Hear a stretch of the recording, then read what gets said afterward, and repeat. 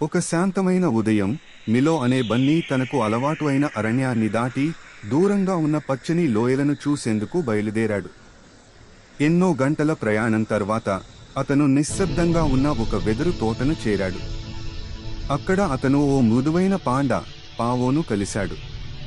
పావో దిగులుగా కూర్చొని విరిగిపోయిన వెదురు మొక్కల దగ్గర ఉన్నాడు. మిలో మృదువుగా అడిగాడు, ఏమైంది నా మిత్రమా? ఎందుకు ఇంత బాధగా ఉన్నావు?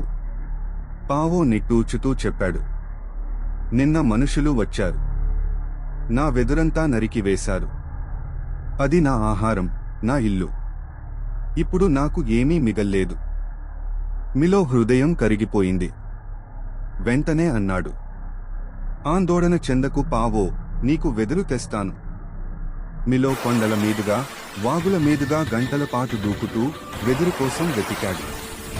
చివరికి మరో వెదురు అడవిని కనుగొని ఎంతవరకు మోయగలడో అంత వెదురును సేకరించి పావో దగ్గరకు తీసుకువచ్చాడు.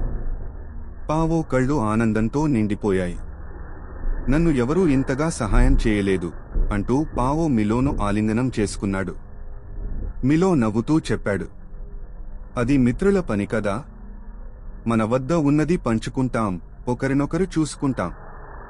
కొన్ని రోజులు గడిచాయి. శీతాకాలం వచ్చింది. గాలి చల్లబడింది. మిలోకి ఆహారం దొరకడం కష్టమైంది. అతను బలహీనంగా, అనారోగ్యంగా మారాడు. అది విన్న పావో వెంటనే మిలో గుహ దగ్గరకు వెళ్లాడు. వెదురు ఆకులతో పాటు వేడిగా పొగలేస్తున్న వెదురు సూప్ తీసుకువచ్చాడు. మిలో గుహ చుట్టూ వెదురుతో ఒక చిన్న ఆశ్రయం కట్టి చల్లని గాలి నుంచి రక్షించాడు. అతని దగ్గరే ఉండి మిలో పూర్తిగా కోలుకునే వరకు చూసుకున్నాడు. తర్వాత మిలో తిరిగి తన అరణ్యానికి వెళ్లడానికి సిద్ధమయ్యాడు.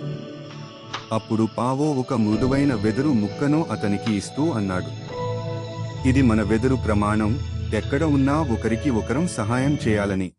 మిలో పావోను ఆలింగనం చేసుకుని మృదువుగా అన్నాడు, దయతో చేసిన వాగ్దానం ఎప్పటికీ నిలిచిపోతుంది.